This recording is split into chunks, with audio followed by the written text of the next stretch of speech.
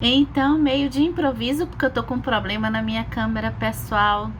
Tantos anos já aqui com ela, acho que tá chegando a hora dela se aposentar.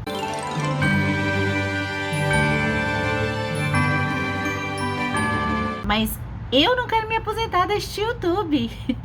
Vamos continuar com esse conteúdo de fim de ano de canal, que eu gosto muito de fazer. Eu espero que vocês estejam gostando. E hoje a gente vai continuar o nosso tema da memória.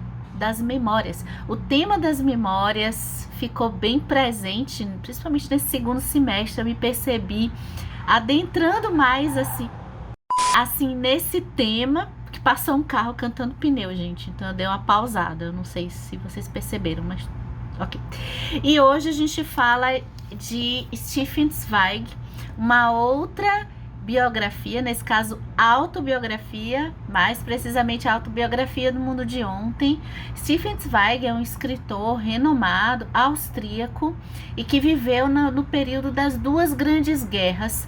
Na história de vida dele, ele é de família judia e ele vai ser exilado durante a Segunda Guerra Mundial, muito por conta dos seus textos e da sua participação ativa, do seu ponto de vista de escrita, alertando pessoas com relação aos absurdos do nazismo, que o nazismo estava cometendo.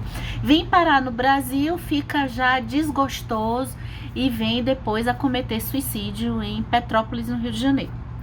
Aqui, o Stefan Zweig, ele vai falar das suas memórias nesse ponto de partida em que ele já foi exilado, foi expulso do seu país, ou seja, um tom melancólico, um tom de saudades, um tom de tristeza.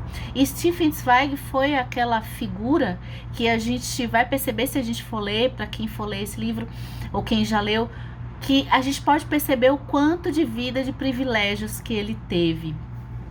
Trajetória diferente a gente tem com Viola Davis. E o seu Em Busca de Mim, que já passou aqui pelo canal, em um vídeo em que eu comento um pouco ele junto com o livro de memórias da Natalia Ginzburg, que é um outro tom. E por que o tempo todo eu fiquei pensando nesses dois livros juntos? Ali pela metade da leitura da autobiografia do mundo de ontem, eu não conseguia tirar da cabeça a trajetória oposta que a gente teve com a Viola Davis, em que o ponto de partida dela é um ponto de sucesso. E o caminho da vida dela foi um caminho ascendente.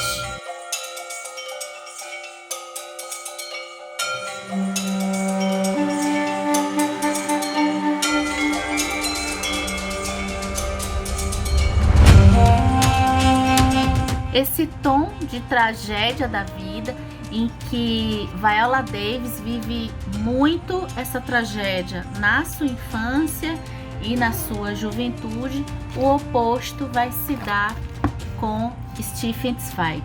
E aí é que foi o que eu ficava pensando enquanto eu estava lendo a autobiografia do Zweig, era justamente isso, pontos de partida, vidas de privilégio que depois tem uma decadência, né? Como que acontece a nossa sensibilização com relação a esse tipo de panorama de memórias? Porque para mim, no geral, a minha tendência maior era sempre ler histórias como a da Viola. Aliás, acho que talvez muito por conta da história do meu pai também. Eu sempre admirei muito histórias de vitórias, né? Eu procurei menos, por curiosidade mesmo, histórias trágicas, histórias que partem de um privilégio. Em alguns momentos lendo esse livro eu fiquei pensando se eu conseguir, se essa vida de privilégio não interferia na minha afetação com relação ao Zweig. Mas eu fiquei refletindo sobre isso justamente para perceber o quanto que em qualquer ponto de partida de vida ou em qualquer situação de vida que não necessariamente possa, a gente pode pensar em ascendência ou descendência, mas tragédias todos nós passamos em algum momento da nossa vida, né? Mas em como a sensibilização depende muito da escrita e eu me vi tendo uma sensibilidade que eu não me achava capaz, assim, de ter, justamente pelo privilégio de vida que ele vai ter. Um ponto bem forte que eu gostei muito em conhecer a escrita do Zweig é justamente a escrita do Zweig. Talvez acho que ficou mais forte em mim do que a própria história. A história é interessante, mas a escrita dele é de uma beleza, assim, pro meu gosto. E caso você fique aqui neste canal por mais tempo, você dá uma olhada se você está inscrito, tá? Se você fica aqui por mais tempo, olha só, já tem preparado uma discussão sobre estética de texto, tá? A gente vai conversar mais pra frente um pouco sobre essa estética, que eu também comecei a refletir sobre isso. Olha, mais um texto que me encantou esteticamente por sua beleza, um estilo de narrativa concisa, com uma clareza, mas ao mesmo tempo também uma emoção muito forte. Eu gosto muito da mistura, do uso de algumas palavras que cabem perfeitamente para aquela descrição. E isso aqui é o que tem na autobiografia do Mundo de Ontem. Eu posso abrir alguma marcação aqui para ler, para vocês perceberem um pouco do que eu tô falando. Olha, vamos lá.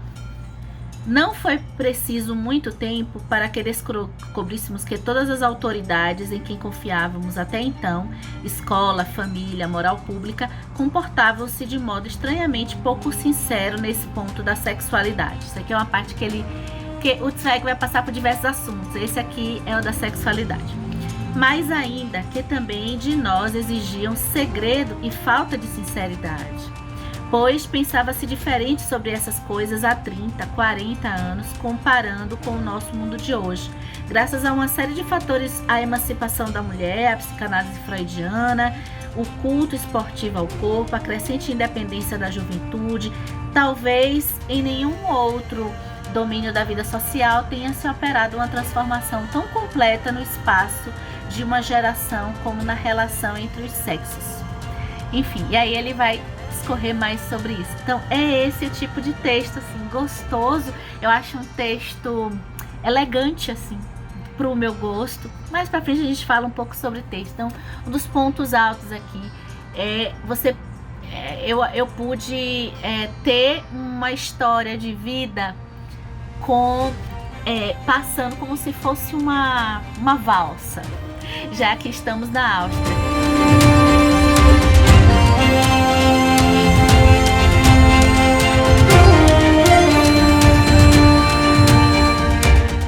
Agora vamos ao ponto, assim, também que chama a atenção da gente na autobiografia do Mundo de Ontem, que eu acho que é o universo cultural do Zweig, contado do ponto de vista de quem já perdeu e de quem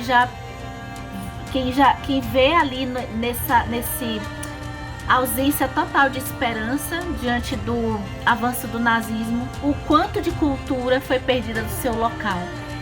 E por isso que no começo da história, aqui no começo da narrativa, da autobiografia dele, a gente vai acompanhando a sua infância, a escola, a sua adolescência, a sua juventude e o mergulho na erudição europeia. Olha, logo ali quando o Zweig se apaixona por poesia e a narração dele, em que mesmo sem estudar, o universo que ele cresceu ali na Áustria foi um universo muito privilegiado em termos culturais.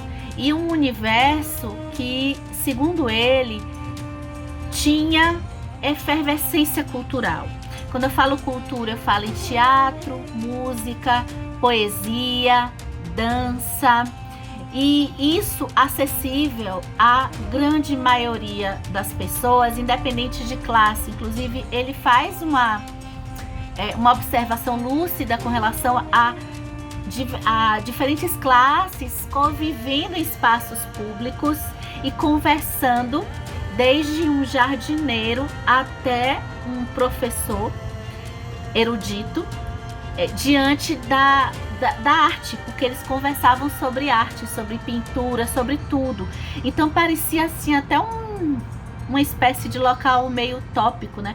Mas que faz sentido do pouco de Áustria que eu conheço, e também de leituras que eu fiz, por exemplo, do Isaiah Berlin, desde do romantismo se acendendo na Alemanha, o quanto que essa cultura forte ali próxima à Alemanha foi se efervescendo.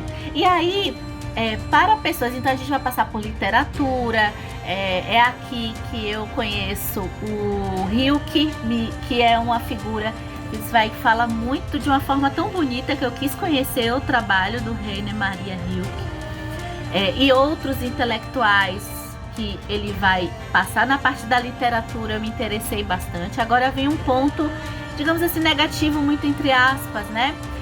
Como ele vai passear na cultura do ponto de vista geral, nesse universo de música, toda a música clássica, ópera, danças desse estilo austríaco, a parte de pintura, eu gosto realmente também da cultura europeia, mas teatro, eu não sou aquela pessoa apaixonada por esse erudito europeu nessa área cultural. Eu gosto da literatura de alguns países de lá e tal, mas em termos dessa área de dança, de escultura, eu tenho uma tendência de me afetar mais pela cultura popular, mais popular.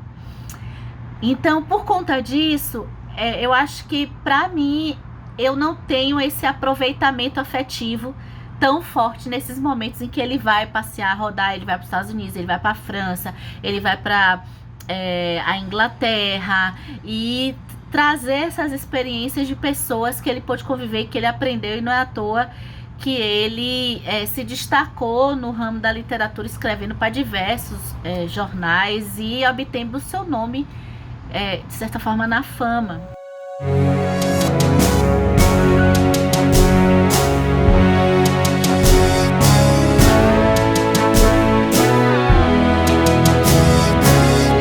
E sobre esse peso de se perder, dessa perda, né, essa memória em que se está afastado do local de origem, essa memória em que se sabe que aquele local que foi tão alto de afeto pra gente, se foi, não existe mais, deve ser uma dor horrível, né? Isso é o que eu acho que vale a pena perceber na autobiografia do Mundo de Ontem. Um panorama que para mim foi uma novidade. Eu o tempo todo fazia relação também com mais, assim, primeiro, a relação que eu me lembrava o tempo todo dessa coisa de local, de espaço, e que às vezes a gente vai vivendo mais um pouquinho na faixa dos 40 anos e vai vendo que alguns espaços que vão tendo modificação ali no nosso local já causa assim uma certa dor melancólica pra gente. Imagina o que é Putz Zweig, o que ele passou, no caso de ter saído de lá durante a Segunda Guerra. E aí eu trago aqui para nossa roda de relações, eu sempre gosto de deixar na listinha de vocês outras opções também, esse quadrinho que para mim é um dos meus preferidos da vida, que é Um Pedaço de Madeira e Aço, do quadrinista francês Chaboté. E a gente tem vídeo aqui dele no canal falando sobre essa coisa de patrimônio histórico e como que preservar locais que tiveram relações, tiveram sua história, é tão importante, né?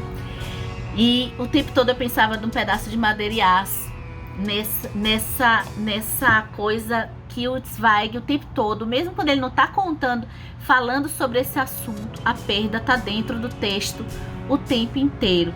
E isso também me levou a ver como que na minha cabeça eu posso agora ter duas experiências de fuga, né? De fuga não, de esvaziamento de berço cultural. Um privilegiado, né? De um erudito, que é o Stefan Zweig, e o outro que eu pensava o tempo todo, que é da população negra. E eu sempre acabo fazendo paralelos entre a situação dos judeus na Segunda Guerra, especialmente, e o sequestro e diáspora dos negros no continente africano. Eu não sei se eu tô certa com relação a isso. Me diga aqui nos comentários se vocês alguma vez fizeram esses paralelos. Eu sempre fiquei fazendo esses paralelos em termos de morte, em termos de afetação na nossa literatura, como é que a gente lida com essas duas situações. Você tem o racismo, o outro você tem o antissemitismo. Então, essas tragédias entre esses dois povos, eu acho que dialogam bastante. Deixa aqui nos comentários que eu vou adorar o que você acha sobre o assunto. E para finalizar, é justamente isso que a gente pode... Quem já leu a Autobiografia do Mundo de Ontem, eu recomendo também buscar histórias, que eu não li nenhuma em termos de autobiografia. Talvez esteja faltando. Se você souber, deixa aqui nos comentários. Eu acho que na ficção, um livro que eu não li, eu tenho aqui em casa, que é Um Defeito de Cor, da Ana Maria Gonçalves, vai trazer essa trajetória. Porque eu gostaria, depois de ler a Autobiografia do Mundo de Ontem, apesar de ver na não ficção que a trajetória é parecida, tem um diálogo com a trajetória de negros africanos, perdendo tudo seu. Imagina que Laurentino Gomes, naquela sua trilogia da escravidão, conta que reis, rainhas foram sequestrados, aprisionados em cárcere, trazidos para cá. E o que se passou na cabeça dessas pessoas? Que talvez tivessem privilégios muito entre aspas também, ou saíssem de uma cultura harmônica ali. E a gente não tem tantas histórias contando isso, eu acho, né? Pode ser que tenha, eu não esteja sabendo. E perdem tudo e ainda ficam encarcerados de uma forma até mais cruel do que o Zweig, né? Porque nesse caso aqui, ainda sendo vítima de violência. E ainda tendo essa conexão, sabendo que algo na sua cultura está se perdendo, né? Então a gente com certeza tem, como Laurentino Gomes fala, situações de negros que não suportaram. E ali mesmo nos navios negreiros tinham histórias de pessoas que se jogavam no mar. E também Zweig não suportou.